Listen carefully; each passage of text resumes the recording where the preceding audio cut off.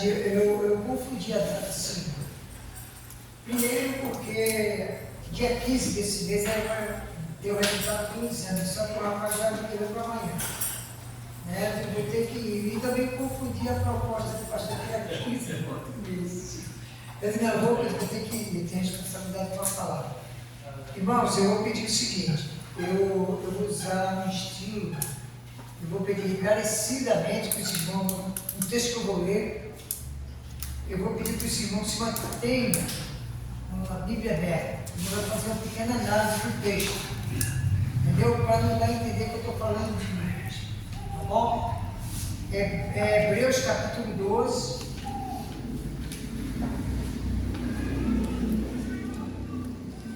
E de 1 a 2, tá? Nós vamos fazer a leitura e eu vou destrinchar o trecho aqui para os irmãos. Eu tenho certeza que o Senhor, pela sua palavra, há de tocar o nosso interior. Então a leitura é essa. Espero que todos já acharam. Capítulo 12, os primeiros versículos. Diz assim, é como se tivesse assim, concluído algo anterior. Aqui acontece, ele fala muitas coisas anteriores ao o capítulo 12. Então, porque ele começa, portanto, é um ato conclusivo sobre algo já foi dito. Visto, comentado. Aí diz, portanto, nós também. Pois que estamos rodeados de uma tão grande nuvem de testemunhas, e diz assim, deixemos todo o embaraço e o pecado, que de tão perto nos rodeia, e corramos com paciência a carreira que nos está proposta. Olhando para Jesus, autor e consumador da nossa fé, o qual, pela alegria que lhe estava proposta, suportou a cruz, desprezando a afronta e assentou-se à direita do trono de Deus. Tá bom? Vou fazer uma curta oração e vou trabalhar esse texto. Senhor Deus, rogo que teu Espírito fale conosco pela sua palavra. Pessoas sejam fortalecidas, consoladas, edificadas pela tua palavra, Senhor. É o que eu te peço em nome de Jesus. Amém. Devido à hora, eu não vou estender isso, mas vamos trabalhar umas situações. Se você puder ficar com a Bíblia aberta, examinando junto comigo, seria melhor. Então, o ato conclusivo de muito que foi dito em a carta aos Hebreus, eu não vou fazer um comentário técnico, se foi Paulo, se foi o monumense de Paulo, eu não quero entrar nessa questão, não. Eu vou entrar no conteúdo. Então, é algo conclusivo. Quando ele diz, portanto, nós também. Isso quer dizer, algo no passado, testemunho do passado, a respeito da fé, da caminhada. Ele diz, e também nós, não sou eu lá no passado, mas nós também. Então nós podemos dizer, irmão, assim, no começo da fé de muitos, no começo da igreja primitiva, mas nós também hoje podemos dizer, e nós também, porque estamos no mesmo objetivo. Então nós também. E ele diz assim, né? Coisas interessantes. Então, por que essas nuvens de testemunhas? Por causa dessas nuvens de testemunhas, e são muitas coisas, tanto no reino do Espírito como na terra.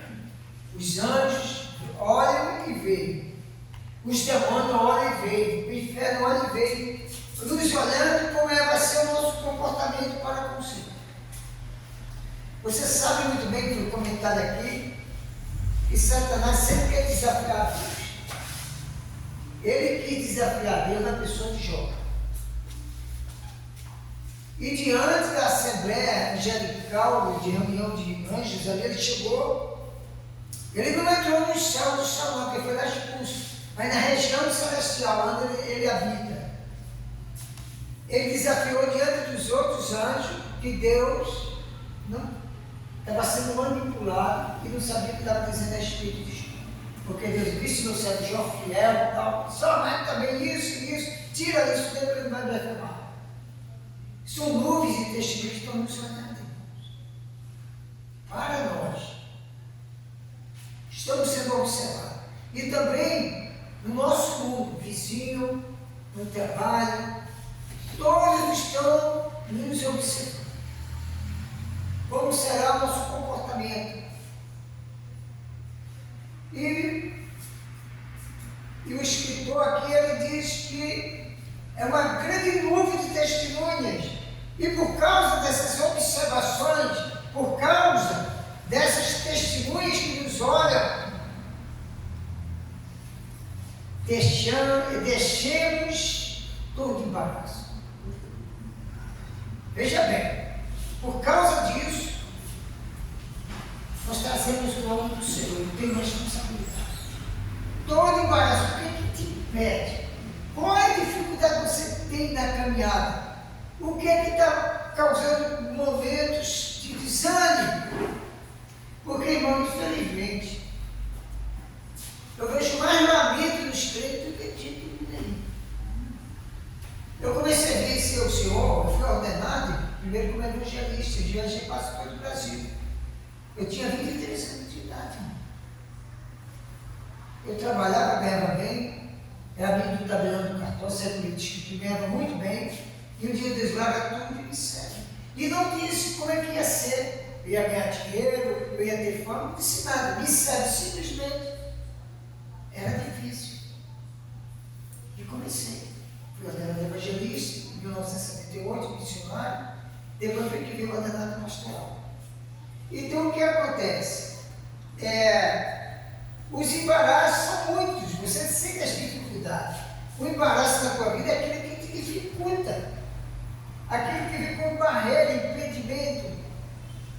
Entendeu? Você não deve se deixar levar por isso, por aquilo que te incomoda. Não olhe para os embaraços. São muitos dentro e fora da igreja. Sempre haverá alguma coisa que você vai ter que se despojar, vai ter que ter bom ânimo, tem que prosseguir. E aí ele diz assim, engraçado, que está separado, embaraço e o pecado. Então o embaraço não é o pecado. O embaraço são os impedimentos, aquilo que te impede de crescer, de caminhar, de servir ao Senhor. E o pecado, que de tão de perto nos rodeia, quer dizer, está ao nosso derredor. O mundo, as influências, os meios, também o pecado.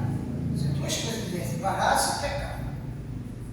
E aí ele diz assim, que estão perto dos rodeios. Então, para isso, tem uma proposta. Em vez de eu ficar no embaraço ou pecar, eu tenho que continuar correndo o que foi proposto para mim.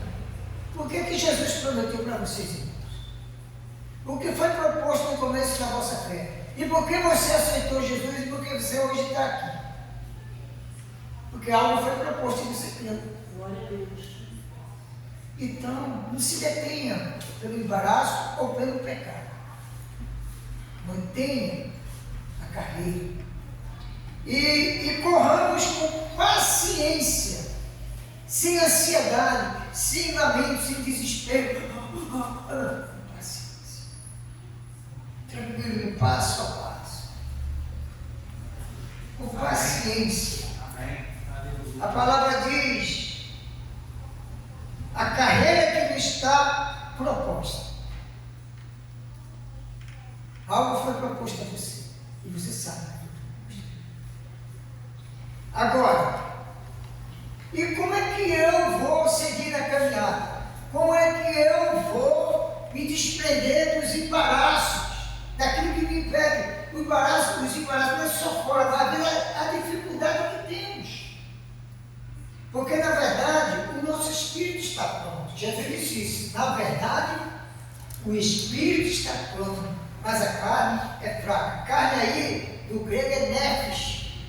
Não está se referindo corpóreo, não. É a alma. Ele tem o poder da decisão. É a alma que ela pode se inclinar para o espírito redimido, que ouve a voz do Senhor, ou se inclinar para as coisas do corpo, para disputar as coisas desse mundo. É nefesh, não é som. Som é carne. Coração aí é nefesh. Alma. O centro da decisão. Aquilo que Jesus falou, que ele apela à alma do homem. Se hoje fiz a minha voz, não endureçar o vosso coração. Coração, se você for para o grego, está com nefesh. Nefesh é alma. O centro da razão e do sentimento. E a luz do Espírito de Deus vem pelo Espírito, que ele nos renovou, ele ressuscitou em Cristo. Por isso, a gente é como se fosse assim, duas pessoas ao mesmo tempo dentro de nós. E o que acontece aqui? Os irmãos entendam isso. E como é que eu vou sobrepujar? Como é que eu vou não me deter no embaraço? E como é que eu vou evitar o pecado na minha vida? O versículo 2 é a referência, olhando para Jesus. Essa é a referência.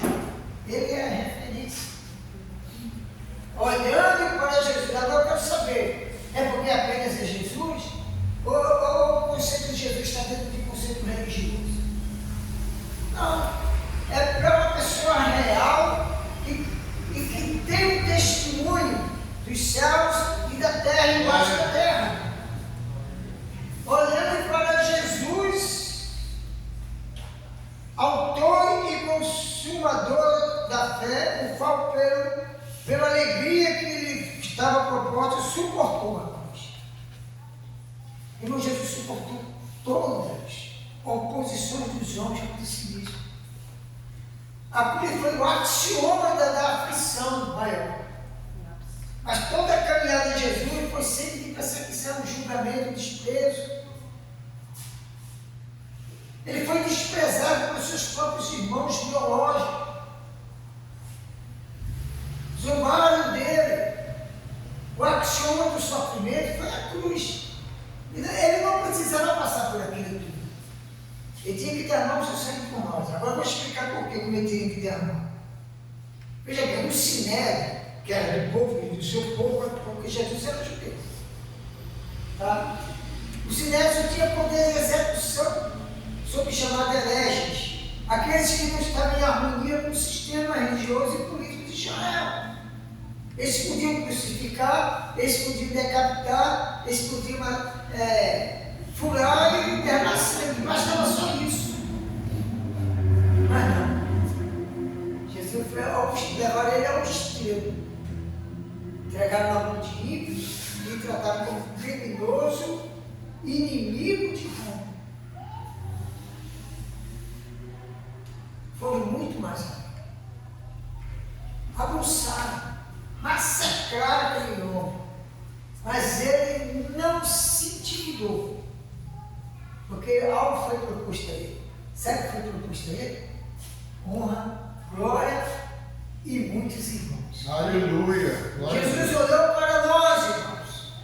Naquele momento que Jesus estava orando ali, a sua humanidade se sobrepujou. Jesus era 100% também homem, porque ele estava em agonia. E alguém observou que na agonia o seu suor se tornou como grande gota de sangue. Momento de depressão profunda. Porque tem um tipo de depressão que é tão profundo que os poros começam a romper, os vasozinhos e o sangue vai sair.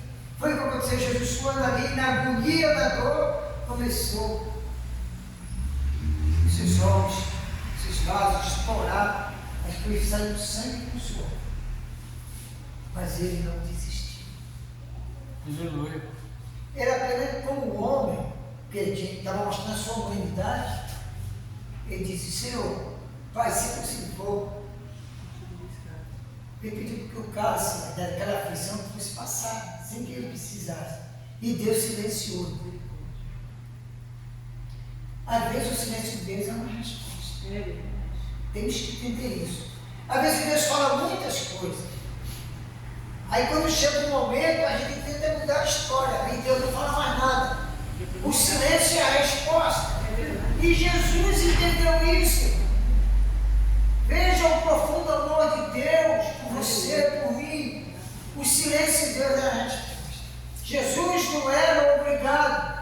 Ele não tinha pecado nenhum. Ele não tinha que passar por isso. Mas quando ele viu que não tinha jeito, o silêncio do pai era a resposta. Ele disse assim, ó, filho, é como se Deus tivesse assim. Filho, me de outro jeito. Você que sabe. Foi quando ele disse, vamos, se levantou e se dirigiu. Agora, o que eu acho interessante é aquele quadro, né, de um momento sinistro. Jesus estava no lugar de oração ali com os discípulos. Veja como que Jesus faz. Ele não é um tipo de líder que bota o povo para brigar por ele, não. Se mate por mim, não. Quando vieram para cima dele, aquela coisa de soldado romano com o sinédrio, eram homens fortes.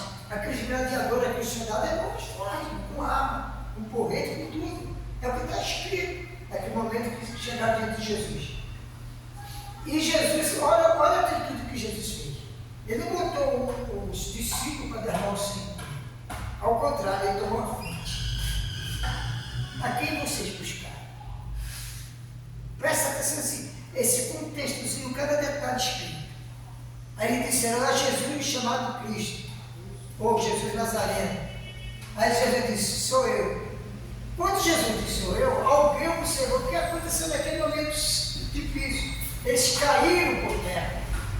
E quando Jesus não se permitiu, eles não puderam segurar.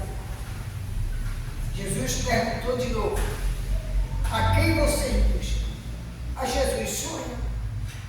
Já que é a mim que vocês querem, algum verdadeiro líder que tem amor da vida, que sou liderado. E disse assim, já que é a mim que vocês querem, deixai e este então. Pedro foi como é ousado que quis encarar tudo. Então houve uma curva ali. Os discípulos ficaram livres e Jesus foi algemado, amarrado e foi levado. Muito mais agora, Jesus se coloca na nossa frente. Você não está sozinho. Glória a Deus. Há uma promessa. Deus fez uma promessa a Jesus, irmãos. E a palavra diz que ele, por causa do que foi proposto pelo Pai, ele suportou tudo isso. Aleluia. Então nós também temos que ter essa mesma atitude. Irmão, eu não me arrependi desde a minha mocidade de servir a Deus. Eu já passei muitas circunstâncias na vida que você não tem nem ideia. Tive muitas perdas e rejeitei muitas coisas também, por causa do que foi proposto, convicção. Irmão, seja crente de convicção na palavra. Nós já estamos pertíssimo de ir, estamos mais próximos de chegar do que no começo da nossa fé. E para dividir mais um pouco, dividindo, a palavra diz que, por causa do que foi proposto, quem propôs? Foi Deus, que o Pai propôs a ele algo que a gente não sabe o que foi. Disse assim, ele suportou a cruz, porque aprendendo ele o sofrimento era vergonha. E desprezando a afronta, desprezando escadas, zombarias, despreza. O inimigo tem que estar debaixo dos nossos pés, isso todo não ficava meio, eu cantei, não dançou, não fiz nada. Se quer zombar, zomba. O problema é teu, eu estou com Jesus que não vai. Irmãos, já está terminando. Mas é que me faz lembrar, eu me lembro no começo da minha fé, havia um zelador, o irmão Teófilo, não esqueço nunca dele. O irmão Teófilo era analfabeto mesmo, ele sabia ler. Era o zelador, ele e a esposa dele, esqueci o nome dela. A igreja era grande, tinha um culto de oração cheio. E o irmão Teófilo tocava um violão, cantando um hino lá. É interessante o que aquele irmão fazia. Uma nota só ele cantava aí, que a igreja começava a chorar, ver um som especial. E no Nordeste, nesse tempo, havia muito pinima com crente. E até hoje tem mais. Me dando motivo? Aí o que acontece?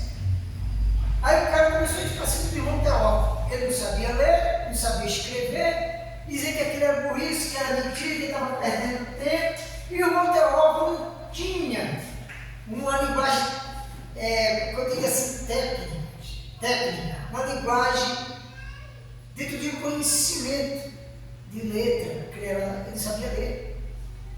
Aí ele chegou e disse, seguinte, porque o cara mas esse Jesus é isso, pegou com Maria Madalena, Jesus é não sei o quê. Aí o Monteópolis não tinha palavras técnicas, disse, se ele pecou, não uma coisa eu sei, se ele vai para o inferno, eu vou também, porque eu estou com Jesus e não abro. O cara já viu que não tem jeito. Deus falou que fala isso mesmo, Jesus já usa Maria Madalena. Exatamente. Se ele conhece isso, eu não quero saber. Estou servindo Jesus, se eu estou com o inferno, eu vou atrás dele. Aí o cara desistiu de perdoar o próprio. Então, a gente tem que ignorar os embaraços que o inimigo coloca no nosso caminho. Os impedimentos são muitos. Temos que deixar de lado isso. Tem que prosseguir, tem que ser crente de convicção, porque Deus honra. E Jesus não se deixou levar por essas coisas, terminando. Suportou tudo que foi proposto. E aí, no conclusão, assentou-se à direita do trono de Deus. E a palavra diz que Jesus foi coroado. E foi dado da parte do Pai a ele, está em próprio Hebreus. Que é o nome de Jesus, que foi o nome nomeado para nós. Ao nome de Jesus se dobra todo jeito. No céu, os anjos se dobram diante de Jesus, irmão. Os anjos de glória. Na terra, os homens, toda a criação se dobra diante dele. Do nome de Jesus. Aleluia. E é interessante que a palavra diz também embaixo da terra. Lá no submundo, tem que reconhecer que ele é o Senhor. E é ele que manda. O próprio inferno não manda ninguém, a não ser com a ordem dele. Só toca se ele mandar. Se ele permitir. É o nome que nos chama. O nome de Jesus. Glória a Deus. Aleluia. De toda autoridade, de todo poder. Irmão, eu termino essa palavra. Eu estou me lembrando aqui, um dia eu estava fazendo trabalho de terraça, e todo esse espírito, eu alejei de pegar com irmãos, uma vazia. Irmãos, eu dava muito trabalho. Ele era alto, magricelo, mas é como se eu pegava ele, irmão, muito de segurança. Aí um dia me chamaram na madrugada, eu fui, e aí foi aquele curso, volta e sai. Aí saí, voltava. Aí aquela entidade, ela era líder. Aí tem umas cadeiras assim, braço da casa dele. Faz de bom quarto, do meio para Jesus, graças a Deus. Eu digo, vai, não dá para comigo, desde a madrugada aqui. Aí ela coisa preocupou com o senhor. Não, sabe o que ele fez? Aquela entidade que fez? Você olhava para a pessoa, não ficava, sabe, mas era um principado. Ele disse, eu sou lindo, os outros não entraram aqui, mas eu entrei. Eu disse, vai comer café para ele. Aí ele pegou uma cadeira, botou do meu lado para debochar de mim. Eu também quero café. Mas sentou do meu lado. Eu digo, eu já mandei você sair. Eu não mandei você sair no meu nome. Eu te mandei sair no nome de Jesus. E tu conhece Jesus melhor do que eu. Tu sabe quem é ele. Agora, já que você está insistindo, eu vou ficar aqui do teu lado e espero que o que vai acontecer. Daqui a pouco, esse irmão na época tem visão, que bolo de corda de fogo descer, aí ele está dando. Subiu. Meu pai ficou livre. Hoje é crente de Jesus. Glória a Deus. Aleluia. É o nome de Jesus. Fica nesse nome. Não te detenha nos embaraços. Veja bem, embaraço e um pecado que não deixa de também ser um impedimento. A palavra diz que o embaraço é todos aqueles problemas que surgem no campo social, econômico e político da vida que vivemos. Nós vivemos num mundo decaído, inclusive um país rico em muitas coisas, mas de políticos corruptos, mentirosos e avarentos. São muitos embaraços na caminhada da gente. Imposto para tudo quanto é lado. Muitas vezes a gente não tem uma qualidade de vida decente. Somos embaraços. E fora as calúnias, quem não presta, quem tem isso, quem tem aquilo outro. Problema, estou seguindo a Jesus, irmão. Então, vamos caminhar. Foi proposto para você. Coisas gloriosas. Já está dentro de nós. A beneficência, a presença de Deus está dentro de nós. Graças a Deus. Às vezes a gente não se diz para nos embaraços da guerra. Entendeu? Mas está dentro de Deus. O Espírito habita conosco, habita mesmo. Entendeu? De tal maneira que a palavra, o nosso corpo também é santificado. É da presença do Espírito Santo. E a palavra chama a atenção para isso. Não vamos entregar o nosso corpo à corrupção desse mundo. Porque a Bíblia diz que se a gente corromper o corpo, Deus vai requerer e destruirá o corpo que nós tivemos no pecado. Então, vamos prosseguir. Vale a pena. Se pecar, sabemos de uma coisa. Temos um advogado. Perante o pecado. Agora eu pergunto, digamos que o diabo te deu uma rasteira e vai te acusar. Aí eu pergunto, a quem Deus vai vir? Jesus que intercede por ti ou comigo que te acusa? Claro que Jesus foi colocado como advogado. Glória a Deus. E toda a solução contra o pecado está na mão dele. Aí para se confessar o nosso pecado, ele é fiel e justo para nos perdoar os pecados e nos purificar de toda injustiça. Seja crente de convicção na palavra. Glória a Deus. Confie na obra de Deus. Amém, Deus. Com alegria ou sem alegria. No muito ou no pouco. Vale a pena. Já chegamos até aqui. Aleluia. Faça um exame. Veja onde você começou. E se você tropeçou e desanimou, vê esse embaraço no dia de hoje, antes disso. Pense nisso. Vale a pena. Entendeu? Eu sei o que eu estou dizendo. E essa é a palavra que estava no meu coração para falar com você. Aleluia. Glória a Deus. Mas lembre-se, o embaraço também está no nosso meio. Lembre-se que você é tão humano quanto o outro. Que todos precisam de Jesus. Entendeu? A Bíblia diz, para terminar, que Jó, Deus mudou a sorte de Jó quando Jó orava para os seus inimigos. Os seus amigos estavam acusando. Ele começou a orar e Deus mudou a sorte. Está escrito. Agora, é claro que eu acho interessante que na carta de Jó, lá no final, diz assim, que Jó começou a se lamentar com um monte de coisa e Deus se mostrou a ele no meio. Falou assim, quem é este que obscurece o conselho, que fala de coisa que não sabe? Jó não sabia a razão por que ele estava passando aquela situação. Porque o conceito daquele tempo, mal ou bem, tudo vinha de Deus. Havia um conceito daquele tempo que Satanás era quase que desconhecido. Aí o Senhor falou, quem é este que fala sem conhecimento? Muita gente fala a respeito de Deus, a respeito de Jesus, de Espírito Santo sem conhecimento. Você tem aquela consciência que aquele tempo que Deus é misericordioso. Pense